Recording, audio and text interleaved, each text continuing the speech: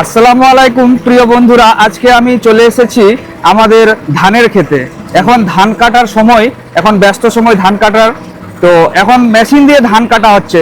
তো এখানে একটা দাদা ধান কাটছে মেশিন দিয়ে। এই যে দেখতে পাচ্ছেন, এটা হচ্ছে মেশিন, ধান কাটার হারভেস্টার মেশিন। তো দাদাটার সঙ্গে কথা বলে নেব। তো চলো দেখি। দাদা, আপনার নাম? আমার নাম মান্নান আলী। মান্নান আলী, আচ্ছা। আপনি কতদিন থেকে মেশিন দিয়ে ধান কাটেন?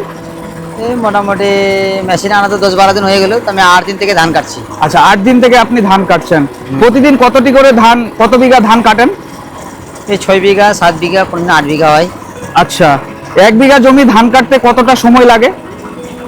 এই মোটামুটি শুকা জমি থাকলে পরে 50 মিনিট লাগবে, আচ্ছা, আর কাদা থাকলে পরে 1 ঘন্টার উপরে লাগে। 1 ঘন্টার উপর লাগে। যদি ধানটা যদি খাড়া হয়ে থাকে তাহলে অনেকটা কম সময় লাগে, ধানটা পড়ে যদি যায় তাহলে অনেকটা কম, মানে মানে বেশি সময় লাগে। বেশি পড়ে গেলে ওটা কাটা যাবে না, খাড়া থাকলে পরে কাটা যাবে।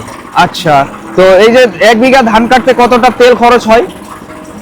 এমনি 800 গ্রাম, আর ওই যে বললাম কাদা থাকলে পরে হ্যাঁ, মোটামুটি 1 লিটারের উপরে খাবে। 1 লিটারের উপরে খাবে। আচ্ছা, এই মেশিন এসে এখন কতটা আমাদের কৃষক ভাইরা উপকার পেয়েছেন? অনেক কৃষক বলে যে গাড়ি আগে আসতো তো মানে অনেক ভালো হতো। ভালো হতো। আচ্ছা, তো যাক, পরে এসে তো সামনে সিজন দেখা যাবে, এবার হ্যাঁ। যেতটুকু আছে ততটুকুই কাটছি। আচ্ছা আচ্ছা, তো খুবই ভালো লাগলো দাদার সঙ্গে কথা বলে। আর এখন মেশিন এসে আমাদের কৃষক ভাইরা খুবই উপকারিত হয়েছে এবং আনন্দিত হয়েছে। তো বন্ধুরা, তোমরা দেখতেই পাচ্ছ এই দাদাটা এই ধানগুলো খুব তাড়াতাড়ি কেটে নিল।